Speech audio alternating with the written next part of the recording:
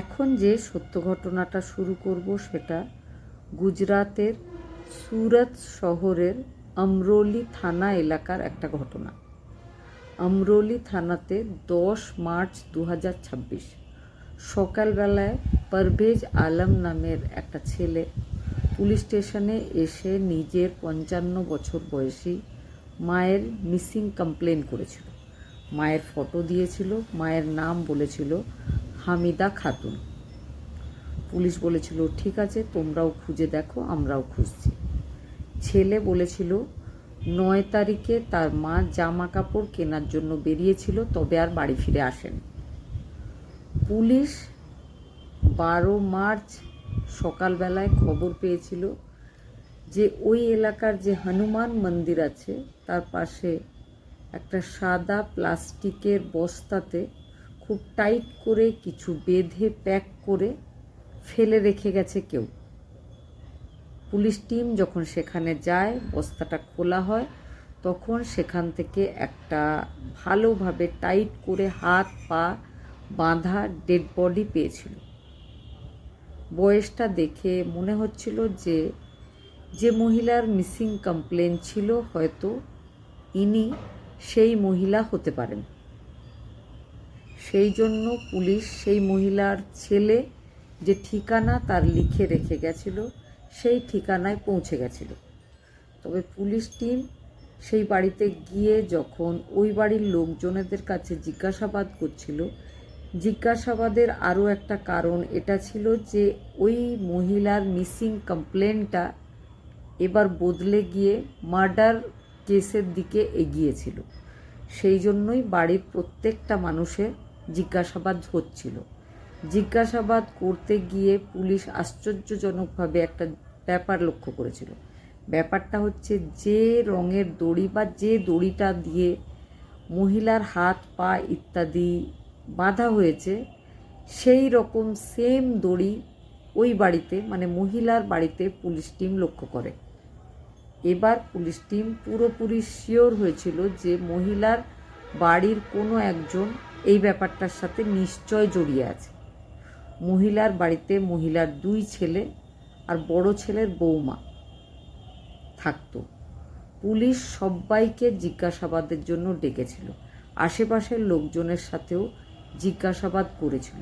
জিজ্ঞাসাবাদের পর পুলিশ যেটা জানতে পেরেছিল যে ওই যে মহিলা মারা গেছে তার বৌমা শাবানার সাথে তার ছোট ছেলের একটা অবৈধ প্রেমের সম্পর্ক রয়েছে।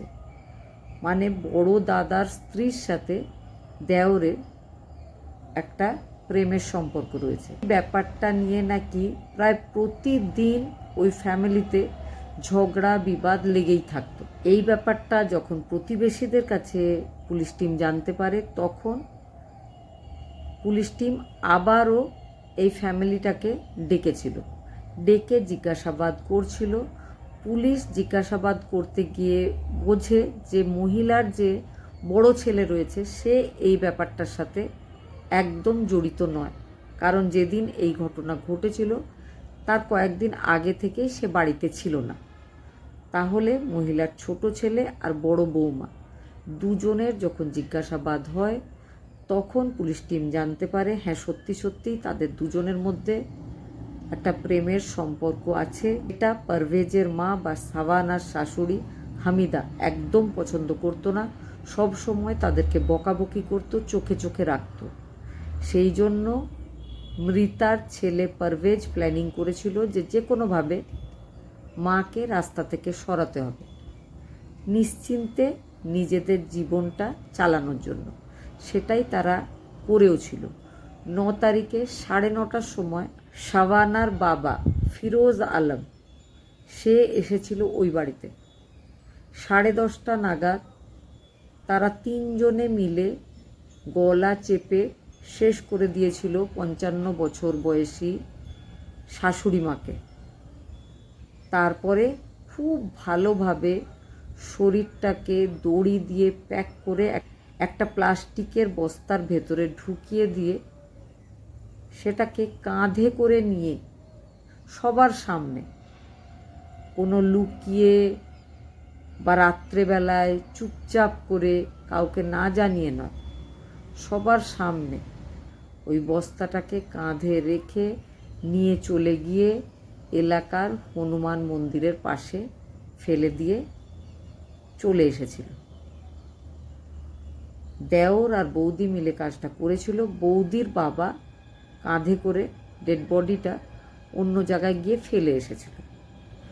তবে শেষ রক্ষা হয়নি, পুলিশ টিম দেওর আর বৌদি দুজনকে অ্যারেস্ট করেছিল।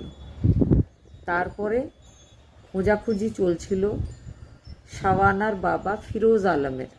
ফিরোজ আলম কিন্তু সুযোগ বুঝেই সেখান থেকে পালিয়ে গেছিল। তবে তার ফোনের লোকেশন দেখে জানতে পারা গেছিল সে পাটনাতে রয়েছে। পাটনার রেলওয়ে স্টেশনের এরিয়া থেকে পুলিশ তাকে অ্যারেস্ট করেছিল। বর্তমানে মৃতা মহিলার ছেলে, বড় ছেলের বৌমা আর ছেলের বৌমার বাবা তিনজনেই পুলিশ কাস্টাডিতে রয়েছে। তাদের জিজ্ঞাসাবাদ চলছে এই ঘটনার সাথে আরও কেউ জড়িয়ে আছে কিনা, বা ওই মহিলার বড় ছেলে এই সমস্ত ব্যাপারে জানতো কিনা সেটা খতিয়ে দেখার চেষ্টা করছে পুলিশ টিম। ঘটনাটা শোনার পরে কি মনে হয়েছে অবশ্যই কমেন্টে জানাবেন।